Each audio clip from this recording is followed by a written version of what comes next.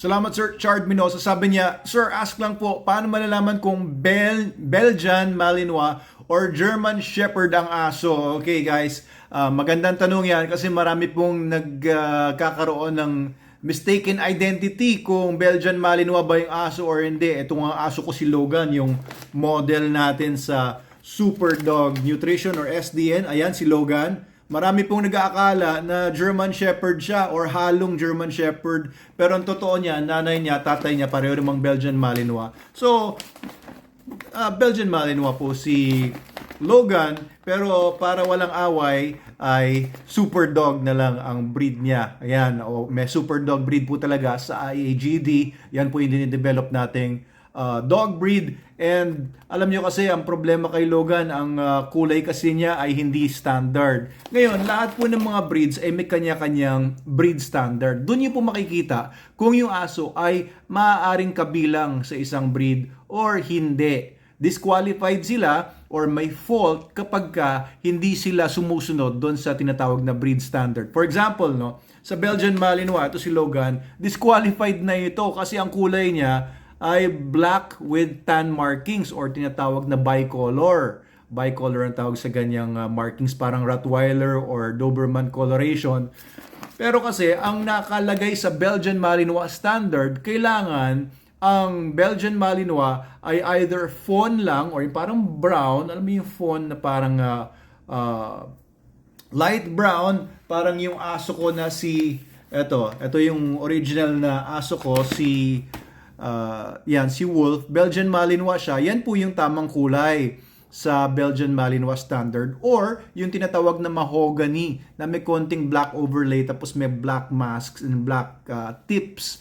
So yan po yung standard. Pero pagdating kay Logan ay hindi po siya pasok sa standard. So pagka tinanong natin yung breed standard na yun yung pinangawakan ng mga breed enthusiasts na yan ang description ng mga aso na nasa breed nila. So, disqualified na si Logan. Ganon din, disqualified din yung mga asong oversized. Yung more than 26 inches ang taas niya sa withers. Therefore, wala na sa breed standard. Pag wala na sa breed standard, hindi sinasabi no na hindi mo na siya maituturing na dapat kabilang siya dun sa breed na yon. For example, yung mga dogs naman na bagsak ang tenga. So, fault na yun or disqualified na yan sa breed standard. So, masasabi natin na hindi na sila pasok sa Belgian Malinois breed. Okay, for example naman yung mga dogs na mas maliit doon sa minimum size, kanyan. So, masasabi. So, at kung titingnan natin yung German Shepherd breed standard naman, iba rin yung sinasabi doon.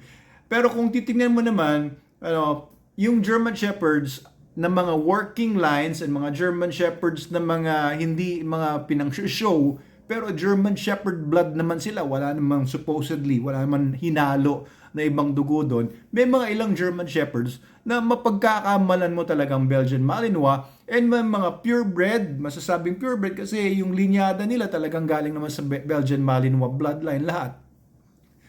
Mukha namang mga German Shepherd kahit nga yung Belgian Malinois ko na si Wolf, galing yan sa mga linyada from the NVBK sa Belgium, mukha namang German Shepherd din. Nung nilalakad ko siya noon, marami nagsabi, German Shepherd ba yan? O may halong German Shepherd pero purebred Belgian Malinois siya, supposedly. So magkapareho lang naman halos yung breeds na yan. Kasi po, alam niyo sa Europe, yung Belgium tsaka Germany, wala namang wala namang strict border yan. Ibig sabihin, isa lang naman ng Europa. Nagkaroon lang ng mga political, territorial, boundaries.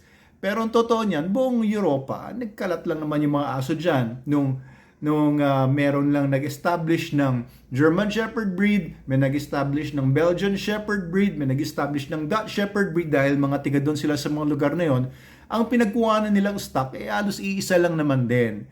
Okay, kahit naman sa Europa po ngayon, yung mga nagbe-breed for working dogs ay they freely cross German Shepherds with Dutch Shepherds with Belgian Malinois or Belgian Shepherds. So, hindi naman sila ganun ka-strict, may mga ganyan po. Pero yung mga talagang breed enthusiasts na gusto nila pure dahil gusto nila mag-dog shows, mga beauty contest or conformation shows, therefore, talagang very strict sila pagdating doon sa pagiging purebred ng mga aso nila. Ang mga Belgian Malinois in general, they are much leaner, mas manipis ang mga buto nila kasi mga German Shepherds, mas pinakapal nila yung mga buto ng mga aso nila.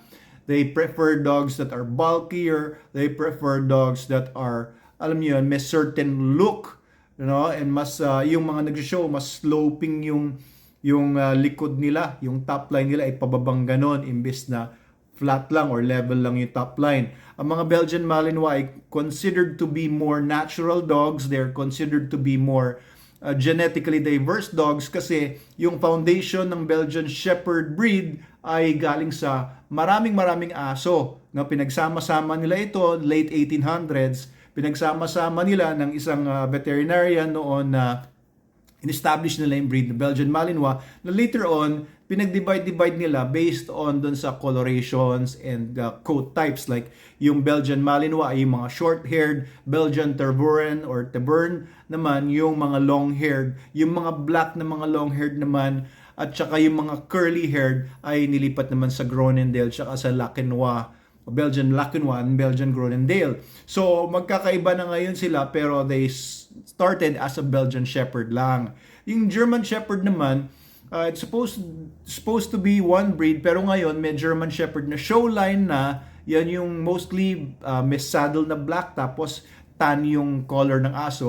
Meron naman mga German Shepherds na mga working line na mostly mga sable dogs ito, parang sunog ang kulay nila or mga pure black or mga tinatawag na bicolor kagaya ni Logan. Meron ding mga German Shepherds na white, no? Nilipat na ngayon sila. Merong white German Shepherd na breed na ngayon silang sarili. Meron din mga German Shepherds na show type na mga lumalabas na black. So iba-iba rin po yung parang nagkakahalo-halo. Pero if you train your eye to distinguish between German Shepherd and Belgian Malinois, they will look to you as really totally different looking dogs. Belgian Malinois are leaner, mas mabilis, super hyperactive. Mga German Shepherds medyo laid back sila. Kaya kapag may mga families na medyo laid back din, di ba, hindi kayo ganun ka-active, a German Shepherd is more preferred than a Belgian Malinois. Pero kung working dog ang kailangan ninyo, walang tatalo sa Belgian Malinois kasi sobrang agile nila. Ibig sabihin, kaya nilang tumalon ng mataas, 9-foot wall from a sitting position, kaya nilang talunin yon. Kaya nilang abutin ng mga braso nila, kilayan nila yung sarili nila. There are certain German Shepherds, mga working lines, na kaya din gawin yung ginagawa ng Belgian Malinois, pero bihira. Okay, yung average na kakayanan ng Belgian Malinois, yun na yung nagagawa ng pinakamagagaling na German Shepherds. Pagdating naman sa talino, they're more or less the same, no? Pero iba yung style ng pag-iisip ng Belgian Malinois. They tend to do first and think later. Mga German Shepherds, nag-iisip muna bago gawin yung pinapagawa mo sa kanila. Generally, no? Marami rin kami mga na train and mga nagamit sa canine work namin sa Manalo Canine ng mga German Shepherds na alam niyo yun na mataas yung memory nila, no? Halimbawa, pinapaghanap mo siya ng explosives sa 10 box. Alam niya na nandoon sa pang 10 yung explosives, nilalampasan na niya yung iba. Kahit dayain, pag dinaya na ng trainer, dadayain na niya yung trainer niya. Parang gano'n, parang mas matalino pa siya minsan sa handler niya. Pero yung mga Belgian Malinois, may pag inutusan mo talagang gagawin na niya kagad. Ganun katalas yung niya, pag-iisip niya.